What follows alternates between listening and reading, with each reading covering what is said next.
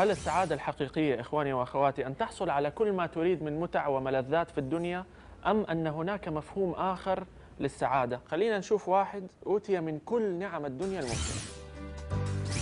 إلفيس بريسلي، شاب جميل الشكل، أوتي صحة وعافية وجسد سليم، كان شديد الغنى، لديه من النساء ما يريد، وأوتي زوجة من ملكات جمال عصره.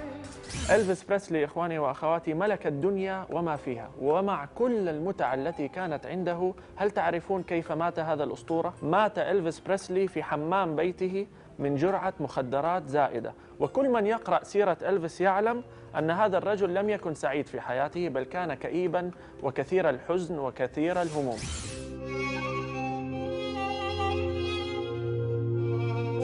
مشكلة إلفيس بريسلي إخواني وأخواتي ومشكلة الكثير مننا أننا نبحث عن السعادة في الأماكن الخطأ. يعتقد الشاب أنه إذا تعرف على بنت فلانية سيصبح أسعد الناس، ويعتقد رجل الأعمال أنه إذا أنهى الصفقة الفلانية سيصبح أسعد الرجال، وتعتقد الفتاة أنها إذا تزوجت فلان ستصبح أسعد فتاة. كلنا يبحث عن السعادة في هذه الأماكن الخارجة عن أنفسنا، وكلنا يعرف أنه إذا حصلنا على هذه الأمور تحصل حالة من الفراغ، ثم نبدأ نبحث عن هدف آخر لملء هذا الفراغ. مع أن كل الفلاسفة والعلماء والأنبياء وكل المفكرين أجمعوا على أن السعادة الحقيقية هي عبارة عن سلام داخلي تشعر به في داخلك، هو طمأنينة inner peace تشعر به في داخلك بغض النظر عما يحصل حولك من أمور. مين في رأيك أسعد الناس من الأسماء التالية؟ رونالدو، مايكل جاكسون، أم بيل جيتس؟ والله أتوقع بيل جيتس. يمكن رونالدو، ما في قيود عليه في حياته. بيل جيتس. بيل جيتس. هم كلهم عندهم موهبة، ما هذا اللي يخليهم سعيدين. أنا أفكر أن يكون رونالدو. إذا أردت أن تفرق بين السعيد وغير السعيد فانظر إليهما عند المصاب، فتجد أن السعيد إذا جاءته مصيبة قد يحزن، والحزن طبيعي، ولكنه يحزن ليوم يومين ثم يبدأ في عمله بشكل طبيعي. أما غير السعيد إذا حصلت له مصيبة فتجده يكتئب ويلجأ إلى المخدرات والسجاير، وقد يجلس سنة أو سنتين تتلخبط حياته كلها بسبب هذا المصاب. فانظروا إليهما عند المصاب وستعرفون من هو السعيد ومن هو غير السعيد، من هو الذي عنده سلام في داخله ومن الذي يفتقد إلى هذا السلام.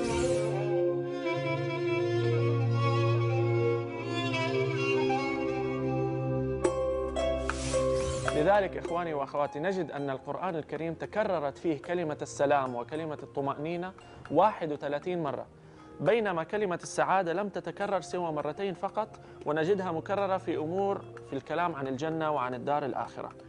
وأيضا نجد أنه في الصلاة يوجد السلام على النبي صلى الله عليه وسلم والسلام على عبادنا الصالحين، ونختم الصلاة بالسلام عليكم. أيضا تحية الإسلام هي السلام عليكم. فنجد أن الهدف المنشود لدينا نحن المسلمين ينبغي أن يكون أن نحصل على هذا السلام الداخلي.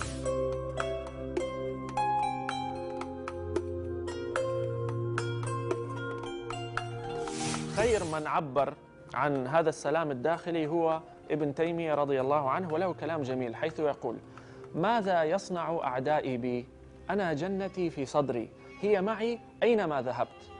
فإذا نفاني أعدائي فنفي سياحة، يعني إذا نفوني فهي فرصة أن أتعرف على بلاد الله الواسعة.